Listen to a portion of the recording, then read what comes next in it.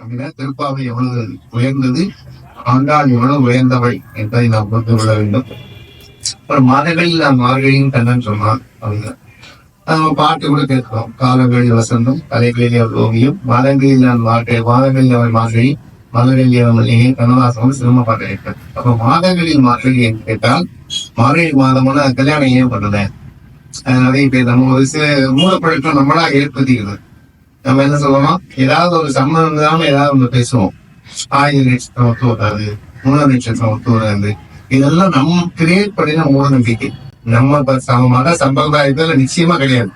எந்த நட்சத்திரம் யாரும் கல்யாணம் பண்ணணும், அது எந்த சந்தேகமும் கிடையாது. எல்லாரும் அதான் நாள் என் செய்யும், விதைக்கால் என் செய்யும், என்னை நாடி வந்த கோள் என் செய்யும், கொடுங்கோள் என் செய்யும், குமரேஸ்வரர் தாழும் செலவும் சலங்கையும் தண்டையும் தோளும் கடமும் எனக்கு முன்னே வந்து தோன்றிடுதேங்கிறாங்க முருகனை பத்தி பாடும்போது.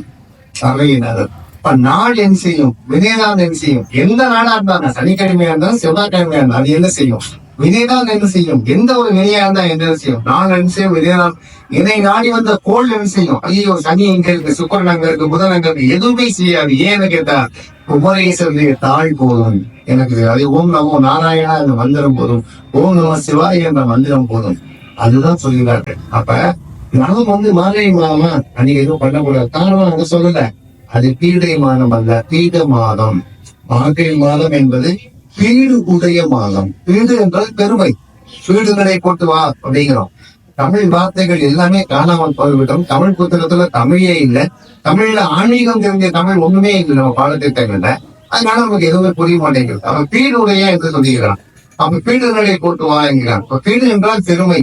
பெருமை மிகுந்த மாதம் மார்கழி. ஏன்னு கேட்டால் இந்த மார்கழி மாதம் இறைவனை வழிபடுவதற்கு. இன்னும் குறிப்பா நிறைய பெரியவர்கள் என்ன சொல்லுவாங்க கேட்டால், வருஷத்துல 11 மாதம் உன்னுடைய வேலையை பாரு. உனக்கு சொந்த வேலை, கல்யாண வேலை, ஆபீஸ் வேலை, வீடு, ஊரை சுத்தம் எல்லாம் படிக்கும்.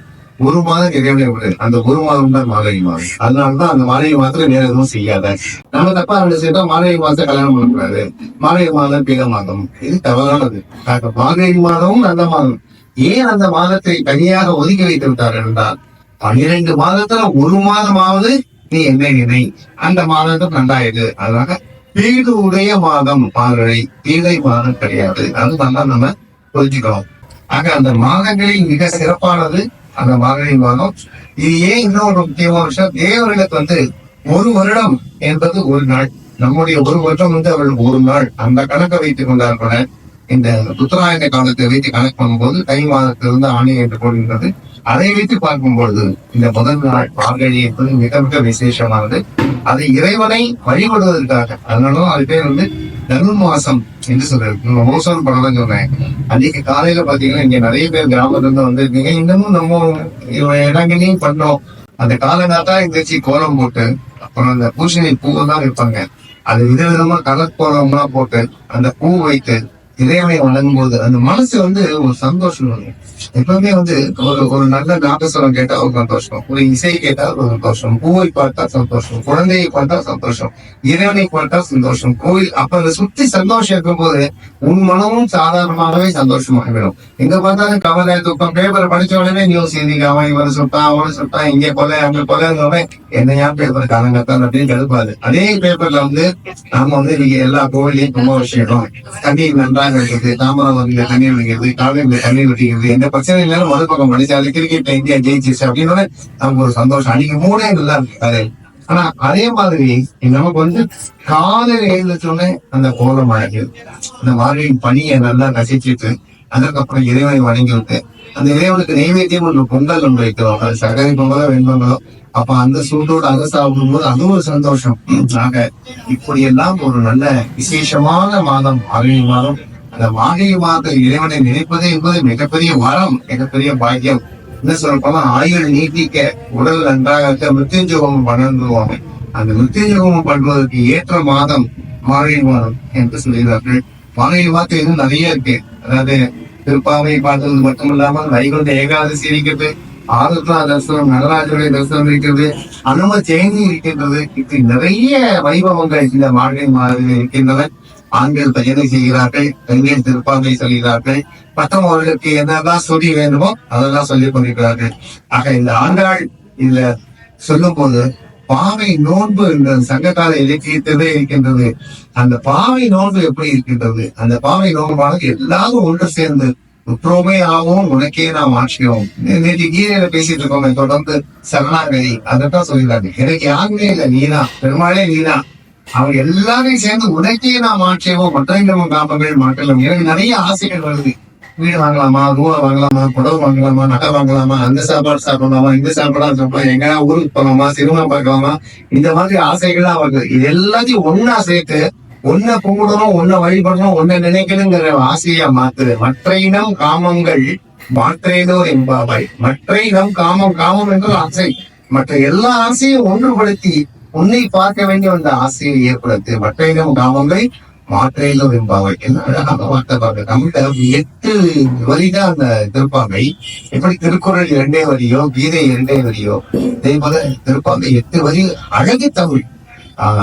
தமிழ் என்பது பாரதியுடைய தமிழை போல, கம்பனுடைய தமிழை போல, தேவாரம் திருவாசகம் போல, நம்மாழ்வார் போல, இந்த ஆண்டாளுடைய தமிழ் வந்து அவ்வளவு அழகு தமிழ்.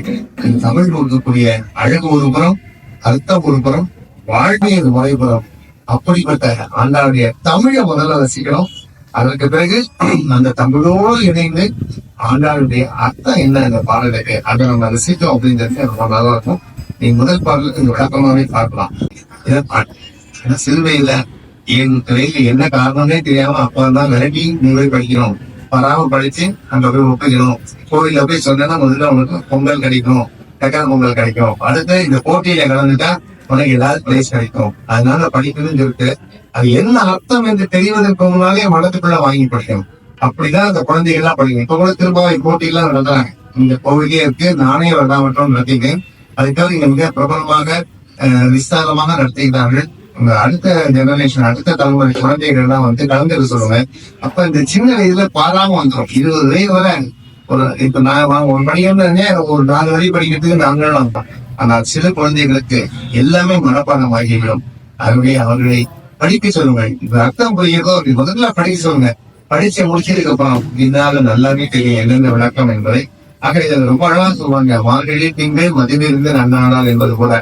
மார்கழி திங்கள் மறைவது என்னன்னா பௌர்ணமி போன்ற ஒரு நல்ல வெளிச்சமாக இருக்கின்ற, மனத்தை கூட சந்தோஷத்தை கொடுக்கின்ற மார்கழி மாதத்துல நேரடியே இருந்தால் அழகிய நகைகளை அணிந்த பெண்களே. அப்படிப்பட்ட பெண்கள் ஏறார்ந்த என்றால் மிக அழகான அந்த தமிழ் வார்த்தைகள் மேகம் போன்ற நிறம் என்ன கார்மேனி திங்கள். அது ரொம்ப அழகான வார்த்தை கொடுப்பான். கார்மேனி திங்கள் கதிர் மதியம் போல் முகத்தான். நமக்கு தெரிய நினைக்கிறேன் அந்த அளவுக்கு தமிழ் வந்து வெளியே போல. கதிர்னா என்ன? சூரியன். அப்போ கதிர் மதியம்னா என்ன? மதியம்னா என்ன? சந்திரன். அப்போ எப்படி ஒப்பிடுவாங்க பாருங்க. நாராயணன் எப்படி இருக்காரா? கதிர் மதியம் போல் முகத்தான். அவர் முகம் எப்படி இருக்கிறதா?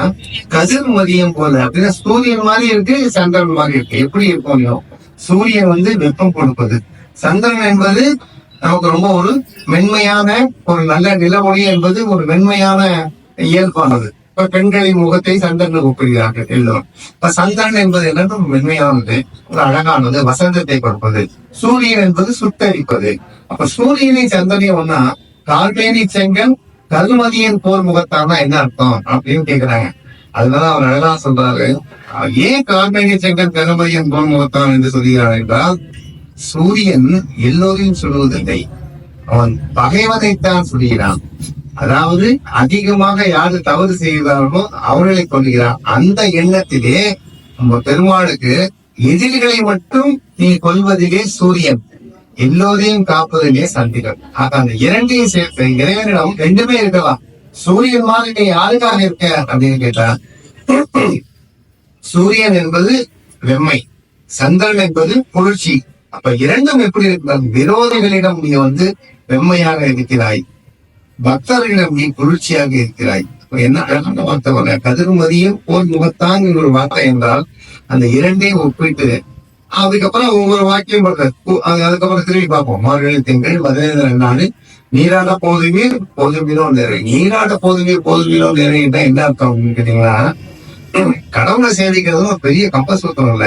கோவிலுக்கு காலையில எழுந்திருக்கணும், குளிக்கணும், கோவிலுக்கு போகணும், சாமி கும்பிடணும், இப்படின்னா ஒரு பெரிய ப்ராஜெக்டாவே நினைச்சுக்காத. உள்ள போய் 5 நிமிஷம் குளிச்சுட்டு வரேன்னு சொல்லுவாங்கல்ல, அது மாதிரிதான் சாமி கும்பிடுறது. நீராட போதுமே போதுமீனும் எப்படி அந்த வர 5 நிமிஷம் குளிச்சுட்டு வந்த ரேஞ்சுக்கு 5 நிமிஷத்துல அப்படி குளிச்சுட்டு உடனே ட்ரெஸ் மாதிரி கிளம்புறோமோ அதே மாதிரிதான் கோயிலுக்கு போகுது. அதாவது ஒரு இயல்பான வார்த்தைகளை, எளிதான வார்த்தைகளை ஆண்டாள் நமக்காக தமிழிலே தருகிறார். நீராட போதுமே போதுமீனோ நேரழியில் என்று சொல்லுகிறார். அதுக்கப்புறம் அந்த ஆயர்பாடி எப்படி இருக்கிறது, சீர்மல்கும் ஆய்ப்பாடி செல்வச் செல்விகள். அந்த ஆயர்பாடி கண்ணன் இருக்கின்ற அந்த இடம் எப்படி இருக்கிறது என்று கேட்டால், மாநிலத்திற்கு பேச்சுப்படி நான் வாழையில்லேன் என்று முடிவெடுத்து கண்ணனை அடைய அந்த ஆயர்பாடியில் கண்ணனாய் பிறந்த போது கோபியர்கள் நிலவந்தார்கள். அந்த இடம் என்ன அழகா இருக்கு, அதுதான் கோகுலம். அப்ப அங்கு கரை மாளிகை இருக்கிறது, எங்கு பார்த்தாலும் வெண்ணெய் நெய் தயிர் என்று இருக்கிறது. அந்த செல்வச்சிறப்புடைய சிறுவசீனியை மட்டுமல்ல, கண்ணனுக்கு யாரெல்லாம் தொண்டு செய்கிறார்களோ அவர்கள் எல்லோருக்கும் அந்த செல்வச்சிறப்பு வரும். அதைத்தான் சீர்மல்கும் வாய்ப்பாடி செல்வச் சேர்மையினார்.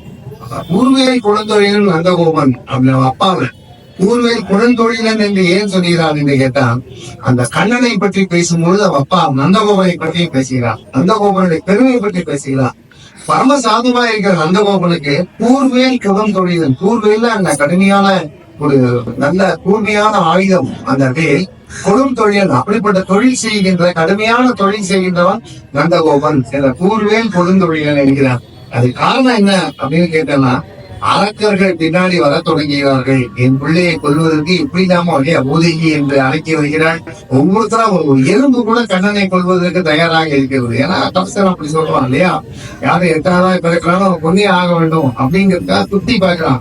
அப்ப எங்க பார்த்தாலும் என் பையனை கொள்வதற்கு எதிரிகள் தயாராக இருக்கிறார்களா, அவரை கொள்வதற்கு நான் தயாராக இருக்கிறேன் என்பதற்காக தான் அவன் எப்பயுமே அந்த வேலை தீட்டி கொண்டே இருக்கான், வாழை நீட்டி கொண்டே இருக்கான். அதுக்காக தான் அந்த வார்த்தை போடுறான், ஊர்வேல் கொடுந்தொழிலும் நந்தகோபன் குமரன். அதை தொழிலாக வைத்துக் கொண்டிருக்கிறான் தீர்த்தல. ஏன்னா என் பிள்ளைய யாராவது கொல்ல வரக்கூடாது என்பதற்காக அந்த நந்தகோபனை பற்றி பேசும்போது ஒரு பாடல்ல 8 வரியில ஒவ்வொருத்தரை பற்றி சொல்லும் போது என்ன அழகான வார்த்தைகள் உபயோகிக்கிறார்கள் என்பதுதான் பார்க்கணும். இதைத்தான் 24வது பாடல் அன்றைய உலகம் வளர்ந்தாய் அணை போட்டியில நின்று பகை திறக்கும் என் கையில் வேல் போற்றி அப்படின்னு. அப்ப அந்த நந்தகோபனுக்கு வேலுக்கும் வாளுக்கும் என்ன சம்பந்தம் என்பதை முதற் பாடலே மிக அழகாக ஆண்டார் சொல்கிறார். அதே மாதிரி ஏறார்ந்த கண்ணி யசோதை இளம் சிங்கம், கண்ணனோட பிள்ளை விளையாட்டுகள் எல்லாத்தையும் பார்த்து மறைந்தவள் யசோதை. தேவிதான் பெற்றாள், ஆனால் அனுபவித்தது யார் என்று கேட்டால் யசோதை. எல்லாம் சொல்லுவாங்க கொடுக்கணுங்கன்னு சொல்லிட்டு, யாரும் ஒருத்தன் நல்லா சம்பாதிச்சு எதுவுமே கொடுக்காம யாருக்கும் கொடுக்காம அவனும் சாப்பிடாம மொத்தமா சேர்த்து வச்சுட்டு போயிடுவான். கடைசியில் யாருக்கு பிரயோஜனமாகும், போனதுக்கு அப்புறம் குழந்தைங்க அனுப்புனா குழந்தை இல்லாத கதையை அதோட மோசமா இருக்கும். அது யாரும் ட்ரெஸ்ட்டுக்கு போகும்போது அண்ணாந்து போயிடும். அவன் தானும் நன்றாக சாப்பிட்டு வாங்க மாட்டான், அடுத்த ஒரு 4 பேர் கொடுக்கவா செஞ்சிருக்கலாம். கோடி கோடியா சேர்த்து என்ன பண்ண, செத்து போகும்போது வீடு இருக்கு பங்களா இருக்கு ரூபா இருக்குன்னு என்ன பிரயோஜனம். வாழ்க்கையில் நல்லாக வாழ்ந்து பிறருக்காக கொடுக்க வேண்டும். இது ஏன் உதாரணம் சொல்லுவோம்னா, இங்க பெற்றவள் தேவிக்கு விதி வசத்தால பாவம் தெரிஞ்சுக்காத அந்த குழந்தைய அனுபவிக்க முடியல. ஆனா யசோதையிடம் வந்துடுகிறாள். ஆனால் அனுபவம் யாரு பாருங்கள், பெற்றவள் தேவி என்றாலும் அந்த கண்ணனுடைய நீதிகள் எல்லாத்தையும் அனுபவித்தது யசோதை ஆகிறாள். அப்ப இனிமே கொடுப்பனை என்பது யாருக்கு எப்படி வரும் என்றே தெரியாது. அதனால இதை பண்ணும்போது யசோதை இடம் சிங்கம் அப்படின்னு சொல்றாள். ஏறாந்த கண்ணி யசோதை இடம் சிங்கம் என்று சொல்லுகிறாள். ஏன் அப்படின்னு கேட்டீங்கன்னா, அவர் சொல்லுகிறா நந்தகோபன் குமரன் யசோதை இடம் சிங்கம். அப்ப நந்தகோபனான தந்தை இடத்துல அடங்கி ஒடுங்கி குமரனா யாரு, சின்ன குழந்தை. அப்பாவை பார்க்கும்போது அந்த கண்ணன் ரொம்ப அமைதியா இருப்பான். நிறைய வீட்டுல அப்பதான் ஒரு காலத்துல இப்ப எப்படி இருக்குன்னு தெரியாது. அப்பாவை கண்டா பயம், அம்மாவை கண்டா செல்லம் இருக்கும். இப்ப எப்படி மாறி போச்சுன்னு தெரியாது. ஆனால் அந்த காலத்துல நந்தகோபன் குமரன் அப்படின்னா என்ன அர்த்தம் கேட்டா, தந்தையை பார்க்கும்போது குழந்தையாக இருக்கின்றான். ஆனா யசோதை இளம் சிங்கம் என்று சொல்லும் பொழுது யசோதையை பார்க்கும்போது தாய் தானே, அதனால சிங்கக்குட்டி மாதிரி எல்லாம் விளையாடான். சொல்ல கேட்க அப்பதான் மண்ணா வாயில போடுறான், அப்புறம் எண்ணெய் திருடுறான். எல்லாம் செய்வது யார்கிட்ட, தாய்கிட்ட. ஏன்னா தாய் ஒரு செல்ல பொழிக்கிறார், என்னுடைய கண்ணன் என்னுடைய குழந்தை என்று. ஆக இந்த வார்த்தை மிக அழகாக, ஏறாந்த கண்ணி யசோதை இளம் சிங்கம் கார்மேனி செங்கல். கார்மேனி செங்கல்னா எல்லாருக்கும் தெரியும், கரிய உங்களது நீலமேக சியாமலன் என்கிறார்கள். அதான் கார்மேனி செங்கல். மேகமோட்ட நீளம் கருமை நிறம் இப்படி சொல்லி கருமையல் பெருமாத்தான் பார்த்தேன். அப்படிப்பட்ட நாராயணன் நமக்கே பறை தருவான். அப்படிப்பட்ட நாராயணன் பறை என்றால் இது முரசு என்ற அர்த்தம், பறை என்றால் பலன் என்றார். அப்ப நமக்கு எல்லா விதமான பலனையும் நல்லதையும் செய்வான். அவன்தான் அந்த இறைவன். அவனை நாம் திடமான நம்பிக்கையோடு நாம் வணங்கினால் நமக்கு நாராயணனே நமக்கே பறை தருவான். அடிச்சு பேசலாம், நாராயணன் நமக்கு பறை தருவான் கூட கொடுங்க, நமக்கே பறை தருவான், எனக்கு நிச்சயம் கொடுத்தே ஆவான், எனக்கு நிச்சயமா கிடைக்கும், கன்ஃபார்ம் அந்த வேர்டு பாருங்க போடும்போது நமக்கே பதில் பாகோர் புகழ பரிந்தேதர் என்பாவா என்று இப்படிப்பட்டவனை நாம் நல்ல நோன்பு இருந்தால் நாடு நம்மையும் புகழும், நாடும் நன்றாக இருக்கும், அவனை புகழ்ந்து நாம் பாட வேண்டும் அப்படின்னு இந்த முதல் பாடல்ல அந்த மார்கழி திங்கள் மதுரைந்த நன்னாடா நீராட போதுமே போதுமே அந்த பாட்டுல மிக அழகாக சொல்கிறார். முக்கியமான விஷயம் என்னன்னா, இறைவனை வணங்குவது என்பது மிக சாதாரண விஷயம். அது எப்படின்னா குளிக்க போறோமா இருக்கான் அப்படின்னு சொல்லிட்டு நாம் எல்லோரும் சேர்ந்து இந்த முதல் நாள அவனை போய் பார்ப்போம் சொல்லி ஒவ்வொரு வரிகளையும் ஒவ்வொருவரை பற்றியும் மிக சிறப்பாக ஆண்டாள் சொல்கிறார். ஆக ஆண்டாளுடைய திருப்பாவை ஒரு பாவை ஒவ்வொன்றும் ஒவ்வொரு முத்து, ஒவ்வொன்றும் சமயம் சொத்து. அது என்ன அர்த்தம் அப்படி பார்க்கும்போது, ஒண்ணு வந்து இறை நம்பிக்கை, இரண்டாவது இணைந்து பாட வேண்டும், எல்லோரும் சேர்ந்து இருக்க வேண்டும், அந்த எண்ணத்தை கொடுக்கிறது. அதாவது இப்ப தனியா நான் மட்டும்தான் போவேன், அந்த சுயநலம் அது இல்லாமல் கிராமத்தையே சேர்த்து கொண்டு போயிடுவா. எல்லாரும் தோழியெல்லாம் எழுப்புறான். அடுத்த பாடல்களை பார்க்கலாம். இப்ப பாடல்ல சொல்லிடுறான், எல்லாரும் வாங்க வாங்க நாள் வாங்க நீராட போகலாம்னு கூப்பிடுறான். யாரெல்லாம் வரலாம், யார் தூங்குறாங்கிறதெல்லாம் அடுத்த பாடல்களை பார்க்கலாம். ரொம்ப சிறப்பா இருக்கும். இந்த மாதிரி தூங்கிட்டு இருக்க, ஏன் என்ன வரமாட்டேங்கிற, நான் கூப்பிடுறது உங்க காதல விழுந்தியா, நம்ம கிட்ட காது கேட்காது செவிடா, இப்படிதான் அடுத்த பாடல் கேட்கிறான். செவிடோ அனந்ததோ ஏமப்பிருந்து மந்திரம் பட்டாளோன்னு கேள்வி கேட்கிறான். அப்ப அந்த பெண்ணானவள் பாவையானவள் நோன்பு இருப்பதற்காக எல்லோரும் அழைத்து கொண்டு சேர்ந்து வா, நான் விட தனியா போய் கும்பிடுறேன்னு சொல்ல. இதுல என்னெல்லாம் தெரியுது கேட்டால், எனக்கு கிடைத்த நலன் எல்லோருக்கும் கிடைக்க வேண்டும், எனக்கு கிடைத்த பலன் எல்லோருக்கும் கிடைக்க வேண்டும், எனக்கு கிடைத்த வரம் எல்லோருக்கும் கிடைக்க வேண்டும், அந்த ஒரு பெரிய எண்ணம். அதனாலதான் சொல்லிக்கிறேன், எல்லாமே இங்க எல்லாருக்கும் கிடைக்கணுமானா நானும் மனங்கி உங்கள் எல்லோரையும் மனங்க வைக்க வேண்டும், எனக்கு கிடைப்பது உங்களுக்கும் கிடைக்க வேண்டும். இந்த ஒரு மிகப்பெரிய எண்ணம், இந்த திராவிட மைண்ட் அந்த ஒரு மென்டாலிட்டி அந்த வயதிலேயே ஆண்டாளுக்கு ஒரு புரோகிராம் பிறந்து இயங்கிட்டு என்றால், இந்த தேசம் எப்படிப்பட்ட ஒரு சனாதன தர்மத்தை நம்ம சொல்லிக் கொடுக்கிறது இல்லை பாருங்கள். அப்படிப்பட்ட தர்மத்தை திருப்பாவை என்ற 30 பாடல்கள் மூலமாக தினசரி ஒரு பாடலாக உங்கள் மீன் நான் சொல்லக்கூடிய ஒரு பாக்கியத்தை திருப்பதி தேவஸ்தானம் இந்த சுந்தர வரலாறு அழைத்திருக்கிறது. இன்றைக்கு முதல் நாளாக முதல் பாடலை பற்றி பார்த்தோம்.